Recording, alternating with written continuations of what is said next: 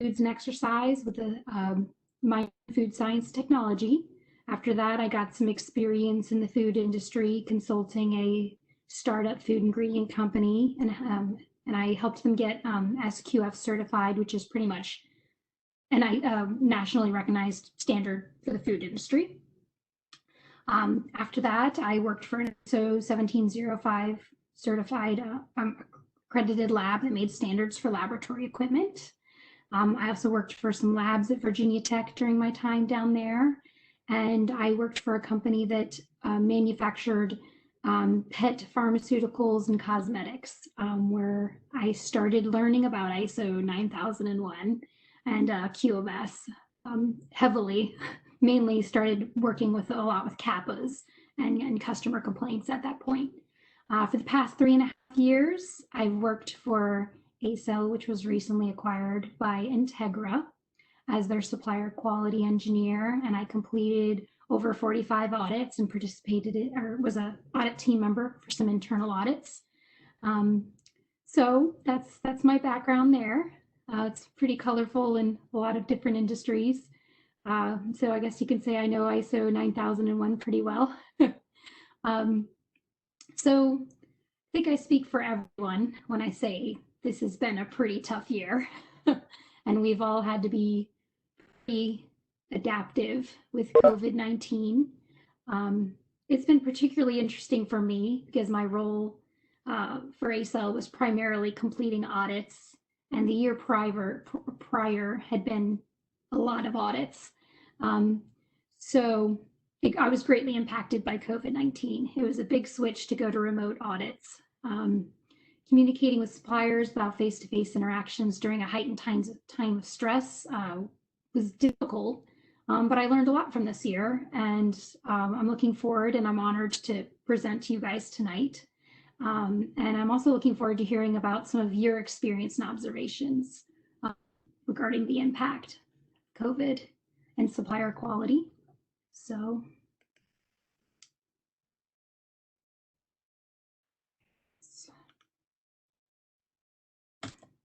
there you go. Let's see. Okay, so as for the presentation overview, first I'm going to start with applicable requirements for supplier controls. My most recent background is medical device, but I'm going to try to keep it higher level. Some of my examples will probably be centered around medical device. And then just talking about some challenges for supplier quality and some considerations for making risk-based decisions. Then I want to have a brief discussion regarding risk presented by distributors, and then give you some tips on preparing and executing effective remote audits. I'm going to use remote and virtual audits kind of same term throughout this, just so I don't have to say remote virtual each time. And then I'll have some closing remarks regarding my thoughts for supplier audits and supplier management in the future. And we'll have some time for Q&A then. So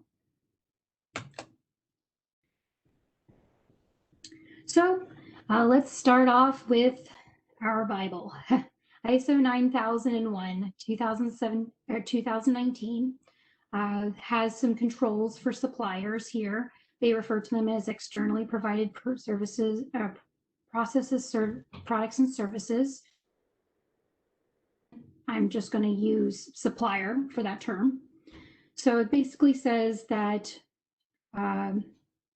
we have to ensure that these external provided processes, services, products and services comply with requirements, and the organization shall apply criteria that they determine up front and will select suppliers based on the supplier's ability to meet the requirements.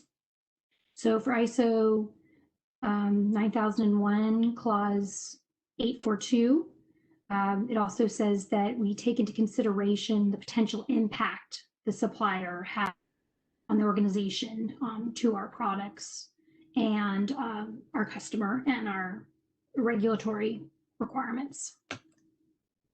So another less apparent requirement, I have my notes right in front of me too, switching back and forth, is also to meet the customer complaints requirement. So we are also required to investigate and record customer complaints. And basically, if you do a SIPOC of any process, supplier inputs will always be the starting point. Low quality supplied inputs are going to cause an increase in customer complaints. So this just kind of reiterates the importance of having supplier controls in place. So I just have a few questions here to get you guys thinking and kind of drive the discussion going further. I'm not going to set up pool questions though. Just think about the answers in your head as I present. So I'm just curious to know what types of issues have you noticed with suppliers during this time of COVID? So we can spend a couple minutes talking about that. I listed out a few here. Has anybody seen any others besides material shortages, delays in orders being met, delayed responses, just general inquiries, rejections or orders for requests for audits or anything like that? Anything else during this time you'd like to share? No? Okay. And I'm just going to kind of touch on each of these here.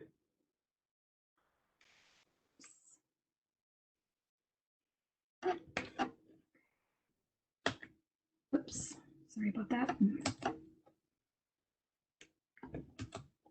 Okay. So some impacts and some challenges for supplier quality I've noticed during COVID is, you know, there's just like problems there that were listed are just impacted by, you know, there's limitations on effective communication with suppliers right now. It's really hard to have, I mean, you can't have face-to-face interactions during a heightened time of stress. They're very stressed, so we're stressed, you know, everybody's stressed, so it's hard to communicate during those times. So, and you can't have face-to-face interactions because facilities are limiting the amount of personnel and visitors they have on site to protect their personnel and also just to be able to continue functioning. And so they can follow CDC guidelines and laws. There have been location shutdowns due to COVID, and also that can be due to COVID cases or material shortages that greatly impact production. And also there's some limits to crossing state lines. Basically, nobody wants to let an auditor on site. Even the notified bodies are doing their stuff remotely. So also there's material shortages and a lot of production downtime. So this impacts both us as a customer and the supplier. And frequently there's a supply chain trickle down effect, meaning that shortages expected are not always expected and not always evident. So I meant to say unexpected there on that slide. Sorry about that. That means that something that you wouldn't think would impact a product supplied to you could, just because some ingredient of it is shortage. So it can be really, really delayed. So we have seen problems with shortages and issues with getting PPE, and a lot of price gouging is occurring with our suppliers, which has been problematic. So you have to consider this and really work on having backup suppliers to help meet your facility's needs, and really work with the procurement department to make sure needs can be met. Also, I have an example of a company I used to work for in the past that made pet cosmetics is now dedicating some of their lines to manufacturing hand sanitizer daily. So they're doing that. It also takes time away from their previous product lines.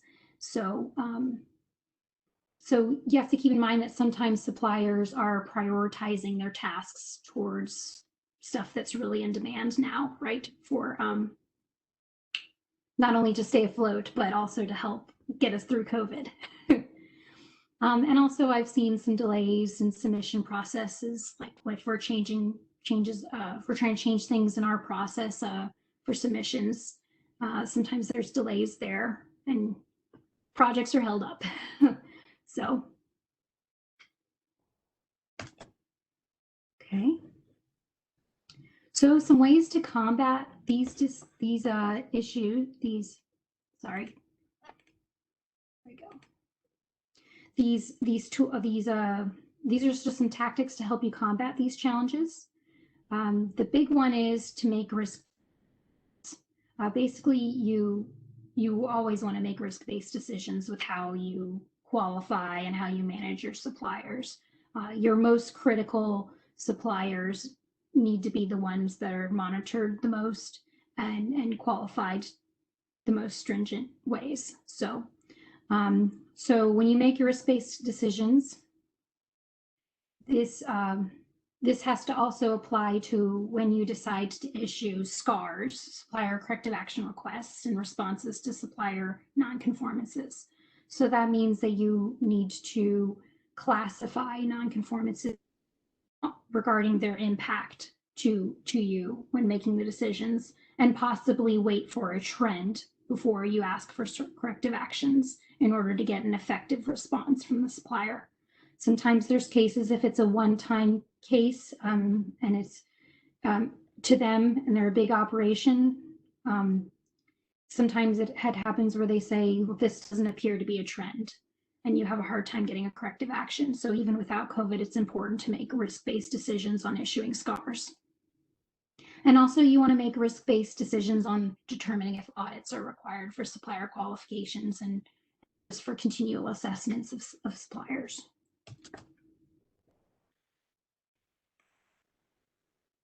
There we go. So some other tactics to use would be to collaborate with your supply chain teams internally to understand the current needs. This would be your job planning teams and your procurement teams, just to make sure you have the materials you need to meet demands.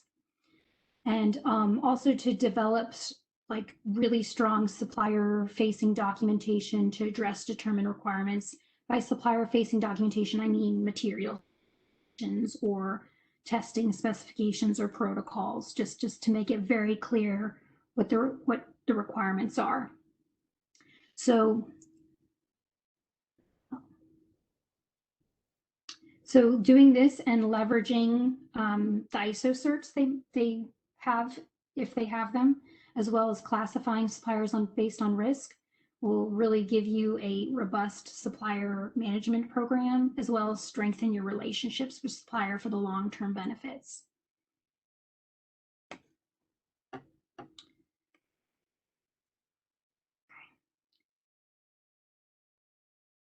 I'm sorry, I went back a slide. There we go.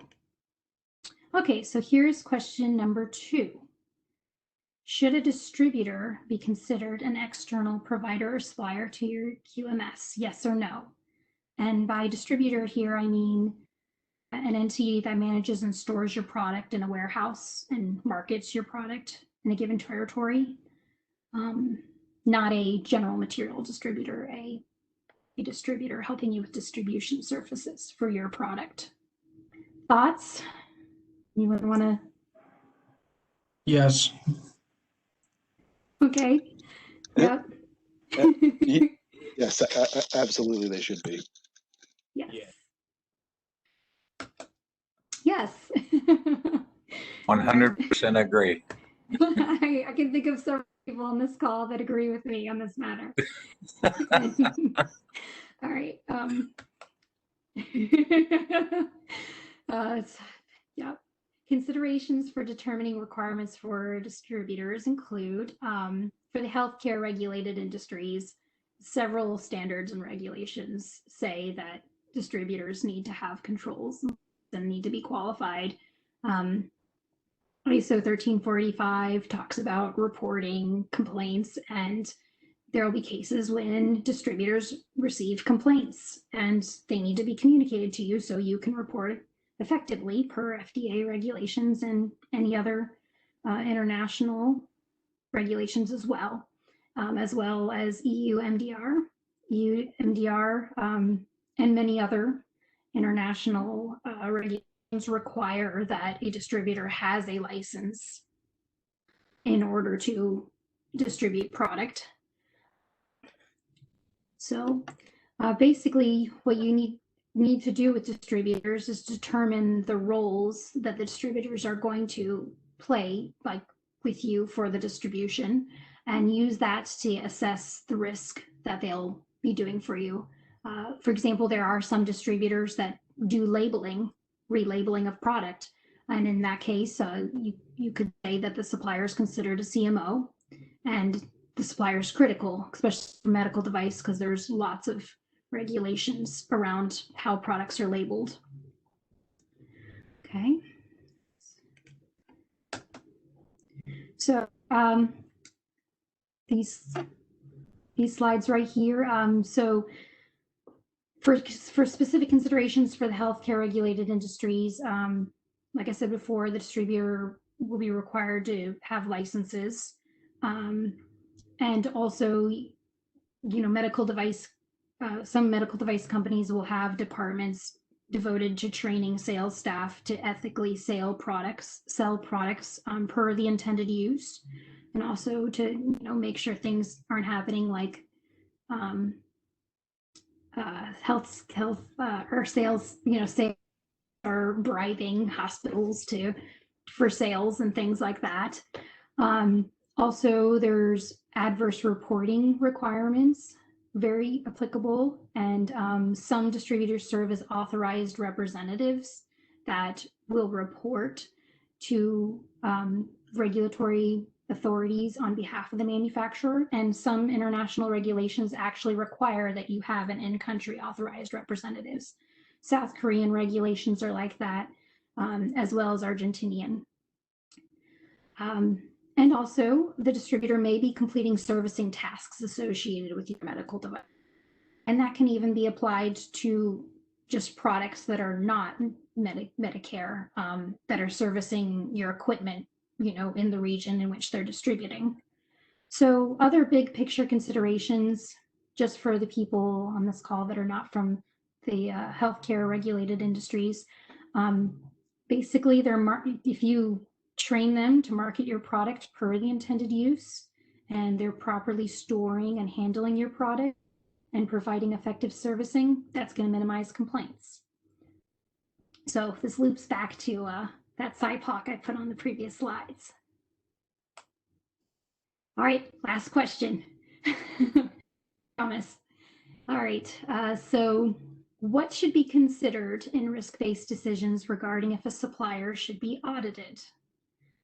A, the supplier's expertise and reputation in the market, ISO certifications held, applicable regulations in which a supplier must comply in order to legally operate, if the supplier is new or tenured, or supplier performance. Obviously, that's only applicable to existing suppliers, not a new one that you'd be qualifying. And the risk impact the service material to be procured poses on the product or customer. So, any thoughts here? All the above. I can't trick you, Barry. I can't do it. There you go. Barry's right. All of these should be considered in risk-based assessments. So for A and B, for example, if a supplier is an OEM of the equipment in which you are requesting them to service, such as doing repairs or calibrations, they're likely qualified, but if they're not ISO 17025 certified, you should verify that controls are in place, whether that means auditing them or having them complete a self-assessment or putting an agreement in place so they understand that the quality expectations. So for C, sterilizers are considered medical device manufacturers per FDA and CFR 820.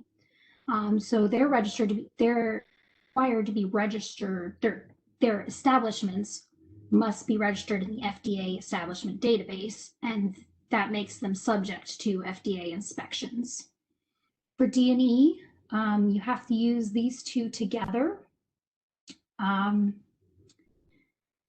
You don't know the performance of a new supplier, and you have to put pieces together in order to make an adequate assessment. So you just kind of have to think about that. For F, ISO 1345 gets into great detail here and specifically indicates that suppliers must be monitored based on criticality to patients and product. So this should be applied through all industries in order to determine the top suppliers in which, you know, strategic partnerships and relationships should be built. You obviously can't spend equal amount of time on all your suppliers. It helps figure out that who you really need to communicate and build relationships with, and really develop effective communication and supplier specification documents as well. So, okay. So this is kind of an example I put together of B, E, and F that I stated above. So this takes into place the ISO certs, the performance, and making some decisions here and considering the impact of the product.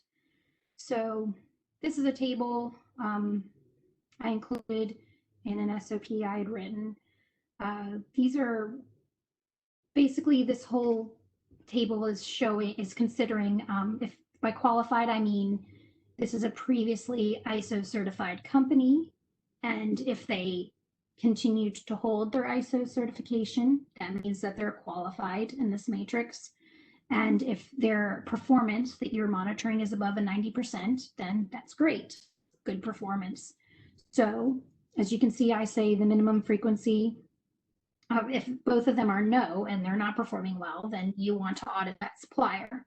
If both are yes and they're performing very well, and consider skipping a year or even doing a remote desk audit, depending on how you feel about the relationship you have with the suppliers, especially if they're a pre-qualified supplier that you have a long-standing relationship with. There's definitely no need to do a full QMS audit if their performance has been great. So, okay, so at this point, you've done your risk assessment and you've determined that the supplier distributor must be audited. Okay, so two things at this point. You request that you want to do an on-site audit, and it could still, number one, it could still be during COVID, so an on-site audit's not feasible. And then number two, which kind of goes with the last slide in my closing remarks, it's after COVID and the supplier still rejects a request for an on-site audit because they don't have the manpower and they don't want to. You've done remote audits with them in the past and they liked those. So they're kind of pushing back.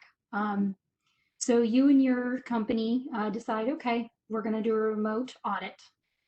And in order to do an effective remote audit, you do have to get some questions up front to understand the limitations that you'll be dealing with during the audit, and you'll have to consider these for planning in order to effectively facilitate the audit.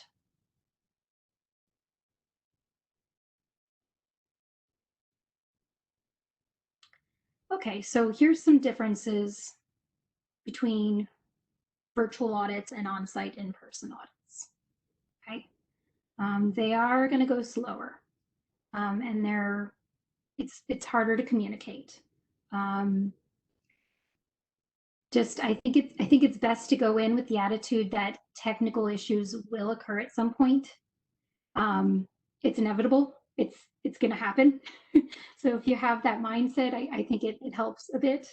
And just to remain very patient during those times because it's just out of your control.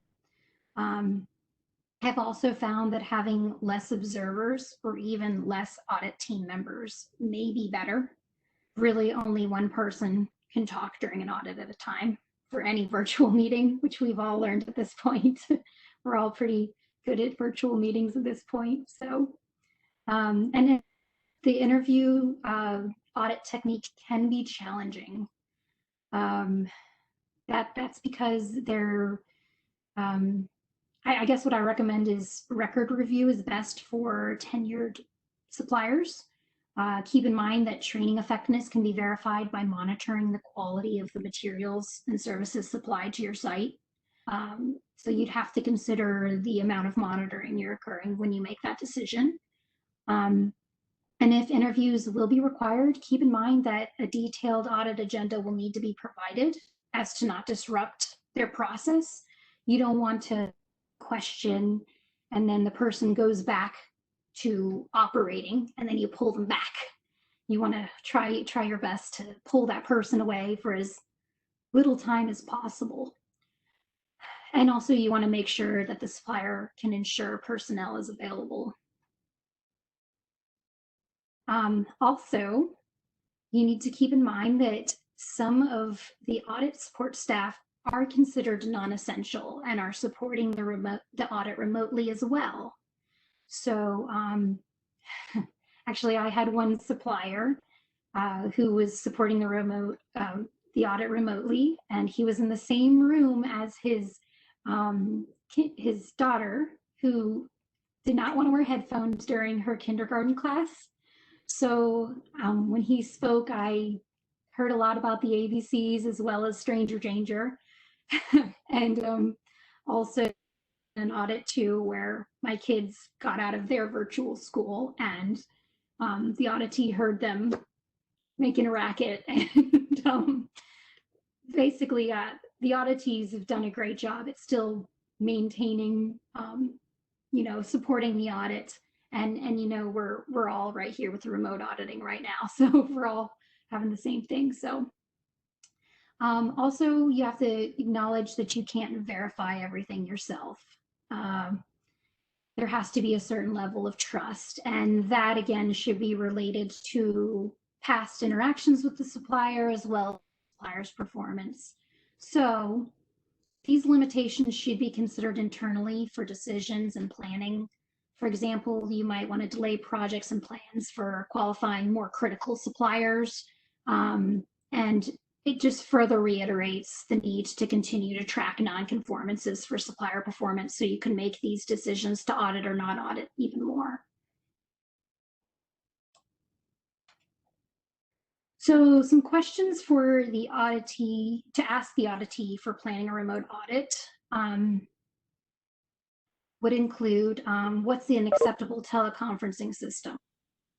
So I've run into cases where as these teleconferencing systems are used, suppliers will say no, and they are more inclined to use whatever teleconferencing system they have because their legal departments approved it and they know it's secure, it's secure. So you have to consider the supplier may already use a system, and due to confidentiality decisions by their legal department, they may require you to use their system. Also, you have to consider the fact that if they have multiple individuals supporting the audit that you'll be interfacing with, it's easier to use their system so that they don't have to download an additional app on their PC in order to participate in the audit. Basically, Zoom and Google Meet are not considered secure enough for audits, and they should not be utilized. If you do the supplier's teleconference system, I recommend having a trial run with them and just make sure you have the ability to take the remote when you're reviewing documents. It's not good if they're just scanning down the page for you.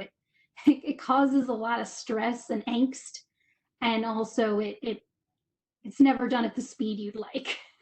So see if you can get remote control for those audits. If it's also good to ask if a video of the process or facility can be an option. I've seen cases where they're always going to check with their legal department just to see if that's okay up front. And for example, vivariums and abattoirs will not let you see the process. they can't afford to have videos of their product. Also, other companies will have proprietary services where, you know, they patent a process, and it's the same issue with them too. There's just concern about security. So, and then you want to know the number of auditee personnel that will be supporting the audit.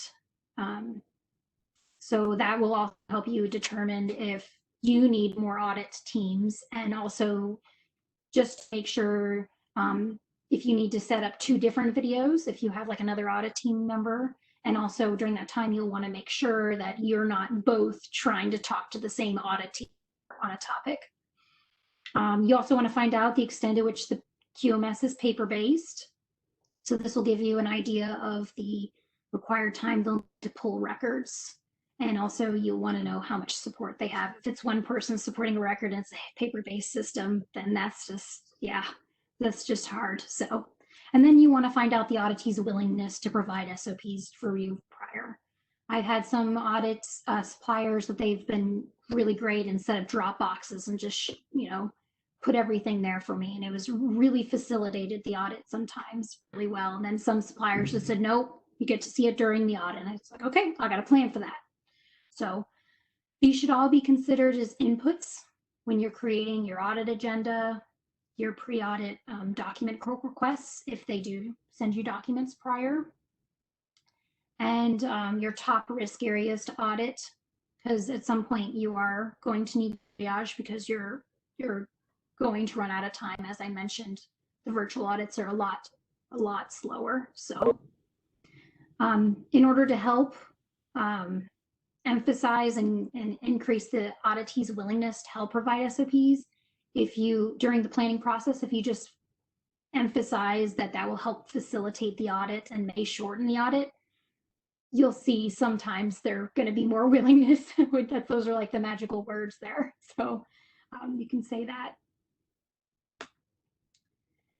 So these are the top areas I've identified that should be verified during an audit during COVID-19. I think it's a good idea to find out just conversationally the COVID controls that are in place, just to make sure that some controls are in place to minimize shutdowns related to COVID cases. It doesn't need to be much here, and you will find that they do get a little irritated when you ask, because it you know, of course they're following the CDCs in their mind. So on the tour, you can see if individuals are wearing masks. It can also be addressed in the interview audit style more. However, I've seen cases in which suppliers have actually published policies and SOPs and put it in their training system and had employees sign off on it like they're training. So, and that serves as great objective evidence and provides great assurance from a risk standpoint. You also want to look at supplier controls and job and inventory management. They just make sure they're monitoring and actively trying to avoid situations in which there are shortages of materials required in production. Again, this is related to shutdown, especially if they're critical to your process.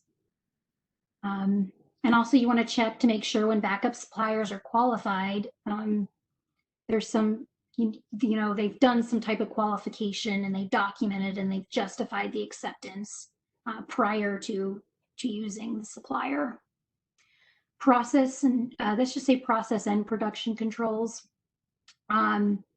So you want to make sure process controls are still met when you're looking at job paperwork, equipment, calibration dates are still met, because again, there could be delays where they can schedule calibrations. You want to make sure they're still following the established frequencies that they've determined they need to routinely do PMs on their equipment and keep calibrations up to date. So you also want to make sure that quality checks are occurring.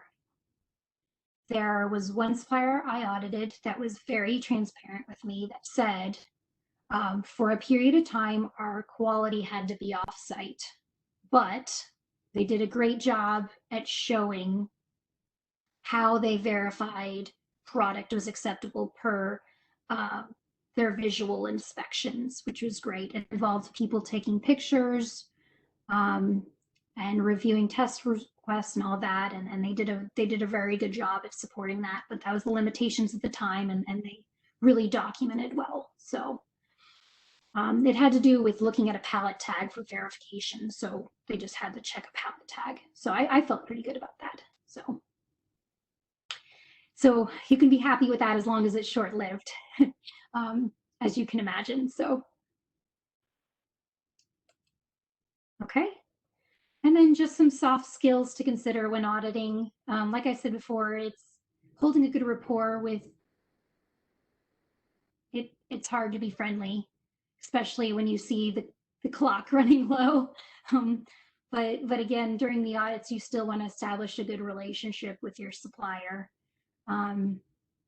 So also keep in mind the auditor, you might be working remotely, like I said. So pick your battles with findings. Really choose findings that impact your product. Don't nitpick to the standard. Only issue findings if you see a trend and you really believe that it will impact the product or service provided to you. Be very patient when waiting for responses. Not only will the audit team might be working remotely, but they might not be able to contact the support staff they need to verify a question immediately. And that is much better. We all know it's better to an answer we're not sure of rather than answer it. So answering the person that knows it the best is pretty critical for these. Point out strengths that you're observing, just best areas of practice. It helps, definitely. And emphasize, like I said before, they're kind of going to be a little touchy when you talk about trying to verify controls in place about COVID. So while you're doing that, emphasize the concern for their personal health and safety while you're doing that.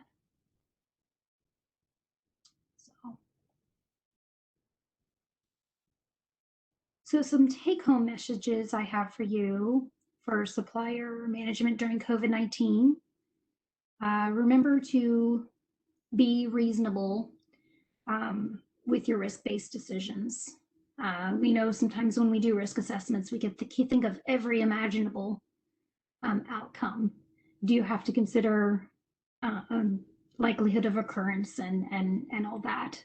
And just how a supplier has been in the past for some tenured suppliers. So communicate your concerns to your management and internal teams to plan accordingly. Internal teams really have to focus on communication, especially since we're all not next to each other and we're not all having our face-to-face meetings frequently. And if there are supplier controls, you really need to search for backup suppliers immediately and have ones lined up just in case, especially if they're off-the-shelf items that you can get from numerous suppliers. Sorry, I have to take a quick drink of water. My throat's getting scratchy.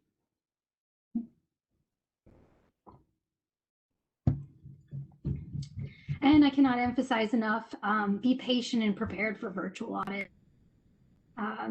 Really just hit your top areas and be ready for inevitable time constraints. It's going to happen because there will be technical difficulties. So I just have this last slide here that I wanted to talk about. So here's some thoughts. I've been reading some white papers and suppliers are really starting to push for remote audits or on-site audits. And as they're doing this, they're developing electronic systems to support them. So as you're looking at these electronic systems, you also want to look at FDA's requirements for electronic records and data integrity. And I mean, this has been happening before COVID started, but COVID is really pushing to prioritize these tasks. So, and this is because non-essential personnel has shown they can work, off-site. Also, less visitors are just good and less disruptive to the process. the food industry per SQF to have food defense programs and biosecurity programs in place just to protect the food. And this includes, even before COVID, limiting individuals on site before COVID. It's very difficult to get into food plants for that reason. They're trying to protect the food. So, and you might even find that it works better for you as a customer and a supplier to do it in this manner, especially if there's no concerns regarding supplier performance. And to save money, your employer might even how much money you save from doing less traveling. So in order for the remote work audits to work, you do have to have information readily available and established. So you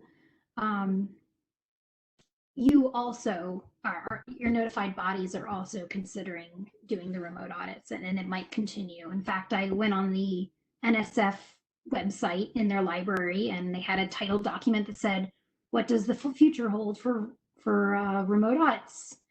And it actually has a click button that says your company qualifies for a remote, surveillance audit. So I found that interesting. So that's probably the path forward.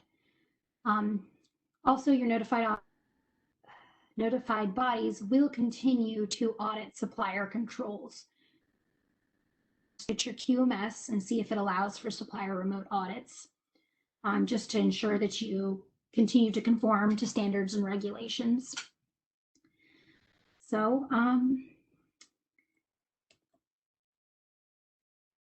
that is it for this evening. Do we have any questions? I want to say excellent presentation, Heather. With all of the remote audits that you performed, were there really any outstanding examples of a company using electronic systems to facilitate a remote audit that, were there any particular systems that you observed or practices that you observed, and any white papers that you're aware of that kind of are up-to-date standards on best practices? The two white papers I listed right there on the last slide are good to look at. They help you for the audits. I've not looked at much white papers on how to be audited remotely. Honestly, I didn't do that for this presentation. But I did like Microsoft Teams a lot, because you had a chat that you could ask questions, and then everybody was watching, even if they were not part of it. So if they saw you had a calibration question, someone would be like, "Oh, I'll be right on." The calibration guy saw that. Also, you can share files directly there. They can guide you through the documents. What I did notice with Microsoft Teams, though, is during the hot hours where they had their internal meetings, that's when we started having technical difficulties. The best remote audits I had were actually over Ring Central. We never had technical difficulties. So I'm a little bummed to get away from Ring Central. So I thought that was nice. And also I really liked the fact that the one supplier put everything in Dropbox for me. And to be really prepared for that audit.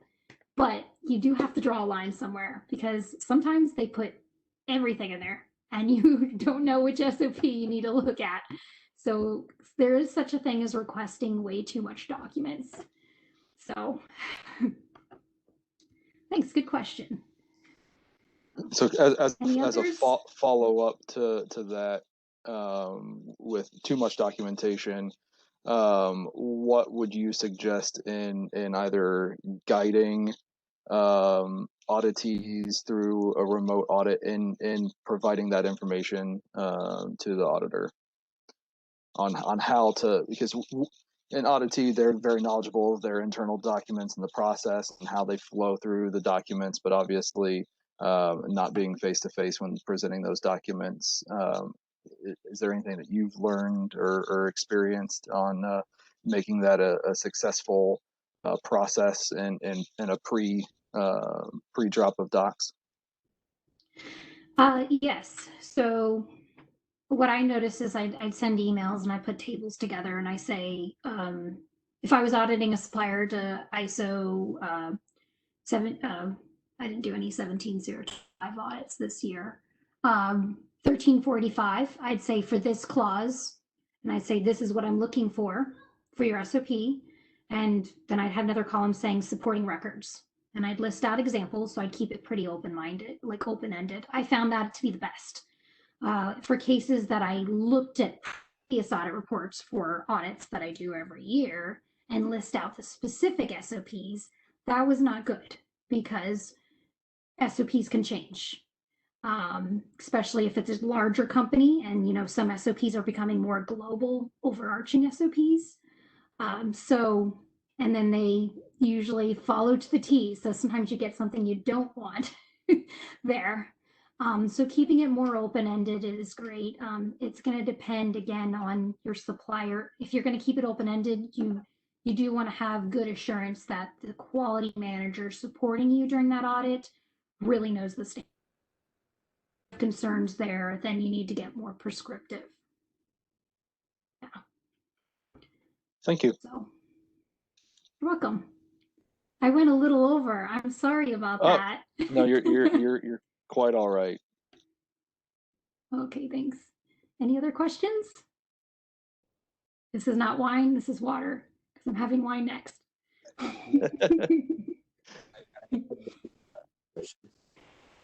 Sachin, I can see you're laughing at me, but you're on mute.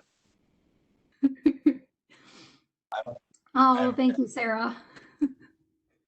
Sachin, your audio quality, you're cutting out. Can't hear you there. Yeah. I can't bring Heather, the very nice job. Very Thank thorough. you. Thank you, Barry. I had so much more I wanted to say. I really did. And my I don't believe that.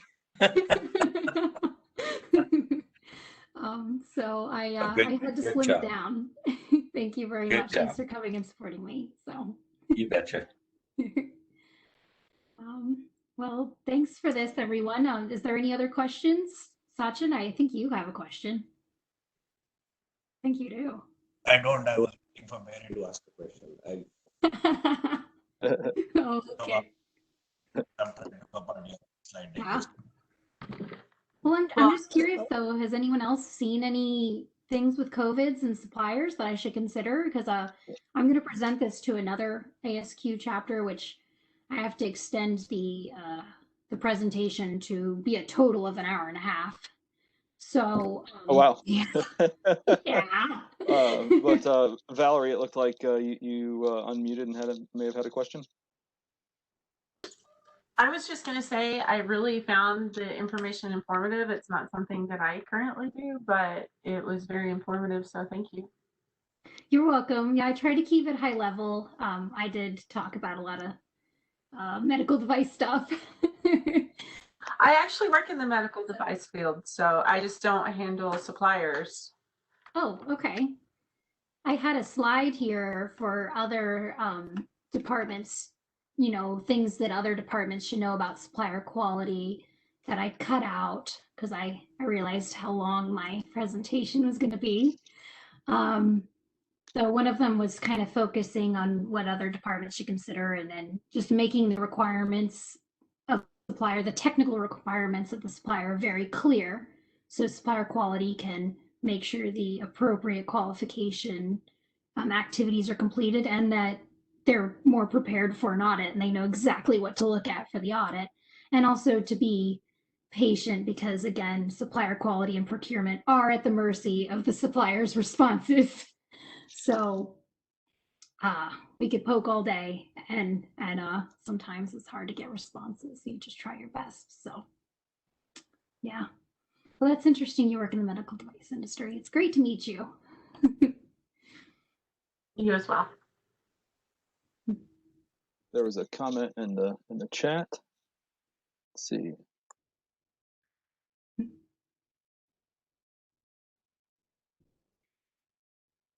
And that might just be, it looks more like a point of business, and that's what I was going to open up. If there are there any other questions to Heather regarding the topic discussed this evening?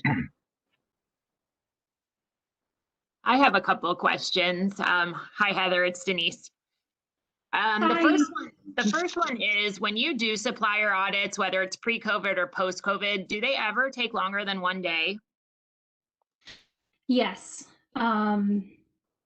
Yes, sometimes that can happen, especially if some of the operations are at a corporate level.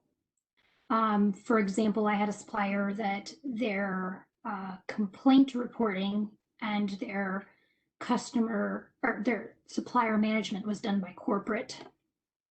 So what I had to do there was a partial day devoted to that portion and talk to someone at the corporate level.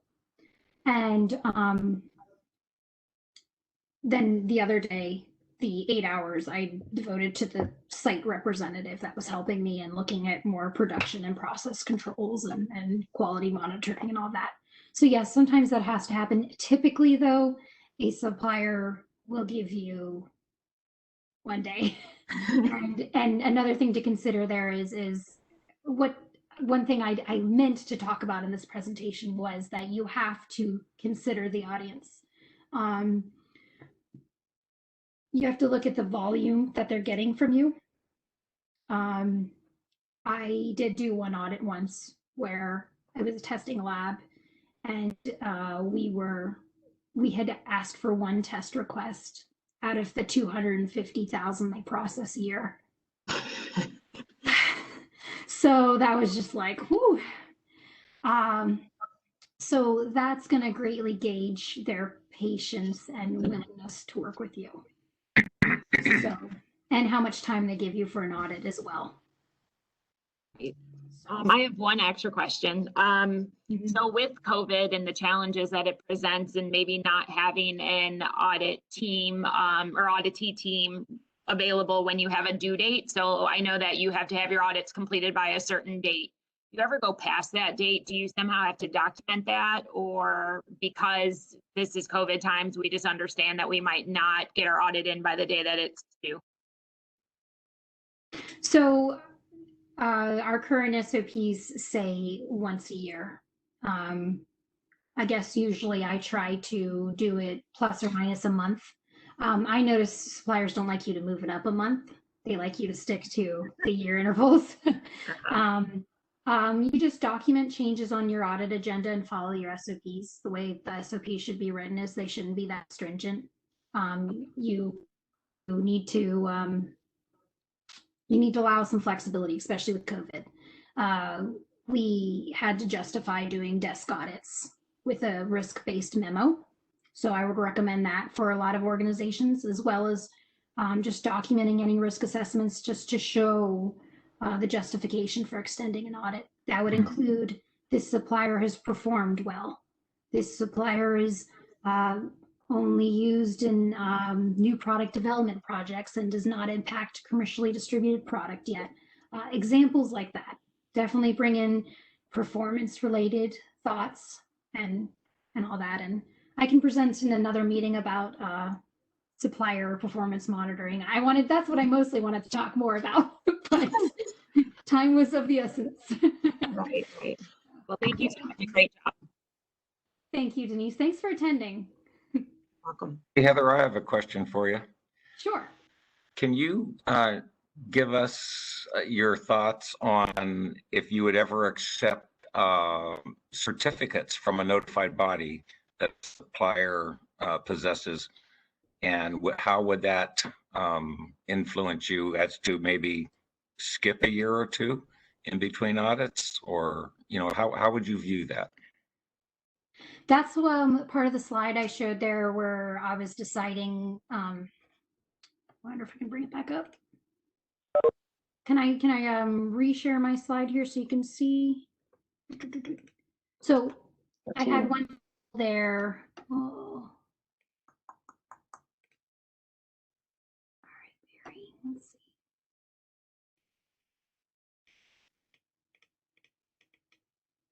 right here. Can you see my slide here? Yeah. Okay.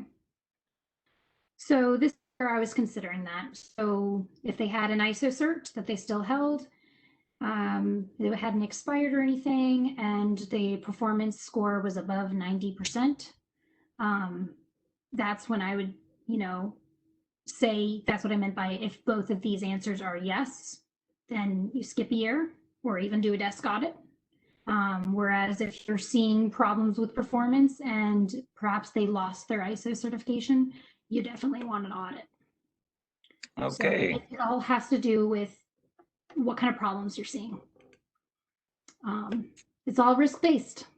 So That is correct. Thank you. you're welcome. Okay. I guess, Jared, you probably want to spend the rest of the meeting talking about business-related stuff. Thank you, everyone, for attending, and thank you for your time. And if you have any feedback that you'd like to email me about the presentation, please ask Jared about that, because I will be presenting to another chapter, and I need to beef it up. So, because of time. Yeah. So, thank you very much again. Oh, thank you, Heather. Yeah. I greatly appreciate it. Again, I know there were some other folks that joined a little after we began. Are there any points of business that anyone wants to bring up this evening?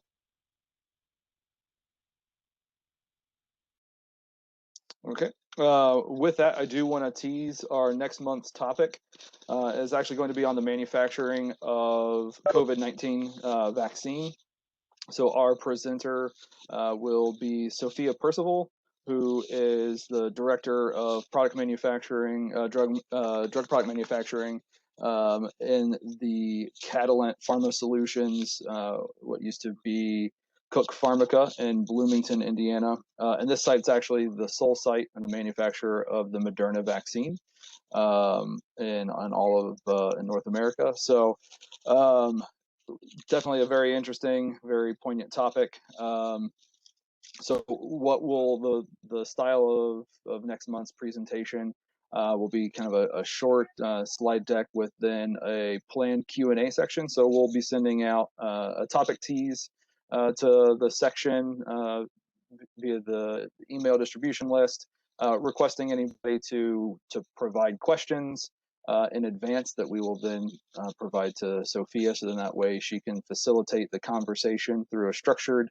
Q&A and following the slide decks, and then we'll have an open Q&A session as well.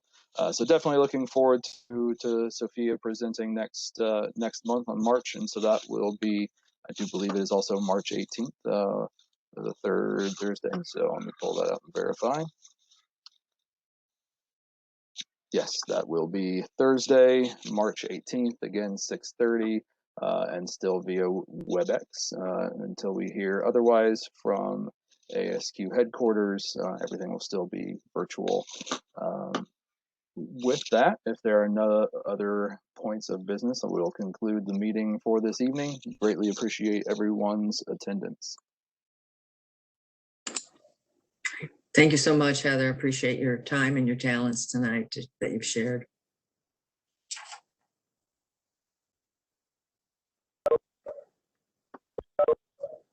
Perfect. Thank you, everyone. Have a great evening.